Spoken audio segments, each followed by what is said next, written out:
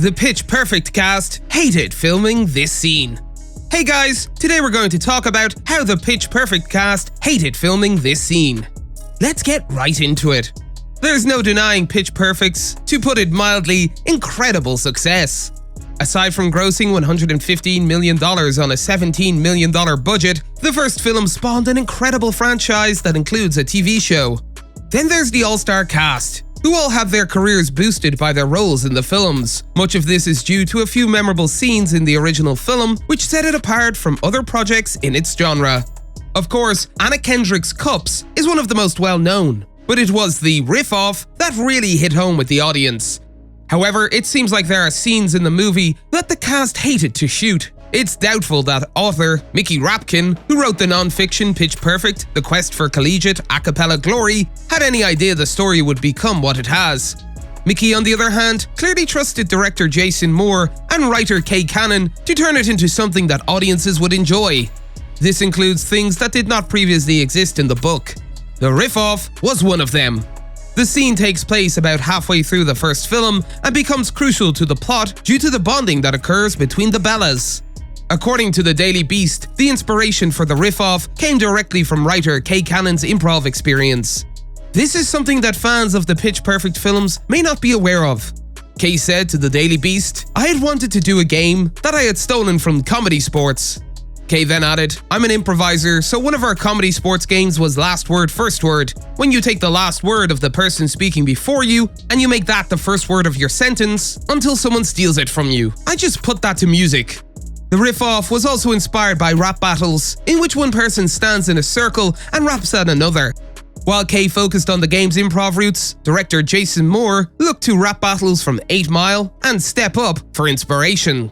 The film's vocal arranger Ed Boyer explained to the Daily Beast, "The idea of a riff-off was definitely not at all a thing before Pitch Perfect." He then added, "In theory it could happen, but in reality, if you had 4 groups, and there were 15 people in a group, and they were all amateur singers, getting 60 people to spontaneously not only arrange things and perform them on the spot, but also know the songs and be able to jump in on lyrics, it's not really a thing that could happen." Despite the fact that the Riff-Off was a fun concept, it was difficult to shoot, mostly because it took place at night outside, and as anyone who has worked on a movie set knows, night shoots can be a nightmare. Jason Moore said to the Daily Beast, "The Riff-Off was a fun moment, but it was also pretty miserable filming." He then added, "It was extremely cold and in the middle of the night. People had big parkas on. If you look closely in the movie, you can see their breath sometimes when they're exhaling. But one of the great things about a musician is even the shitty days on the set tend to be really fun, because once the music starts going, there's an energy that happens." Despite the cold and dark conditions, as well as the long hours of filming, the cast made the most of the situation. According to the Daily Beast's interview, they spent a lot of time improvising jokes and lines, many of which made it into the final cut. To make things go more smoothly, director Jason Moore did a ton of prep. Jason explained to Vulture, "We did pre-record everything so that we had a map going in, and just in case something goes wrong technically, or someone is sick or the acoustics suck."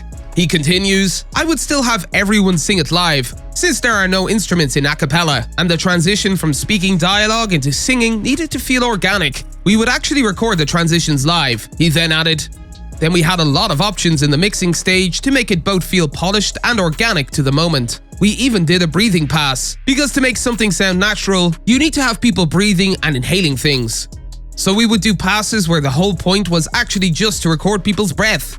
It's not surprising that a franchise with this much success would want to keep going, and the creative team has also wanted to keep exploring the world of a cappella. And now, Variety reports that Peacock has ordered a Pitch Perfect TV series, with Adam Devine reprising his role as Bumper Allen from the films. Elizabeth Banks, who produced the first 2 films and directed the third, will produce the third. Megan Amram will write the series and serve as showrunner and executive producer. According to Variety, the new series will take place several years after the events of the films, as Bumper, who was a primary antagonist in the first film before becoming a supporting character and love interest in the second, becomes an overnight success in Germany, prompting him to fly overseas and try to relaunch his music career. Bumper, the former leader of the Treblemakers, was only mentioned in the third film, but he didn't appear. Clearly his relationship with Fat Amy didn't last long, and it's currently unknown whether the new series would explore that or start from scratch. That's all for today, and we'll be sure to catch you all in the next one.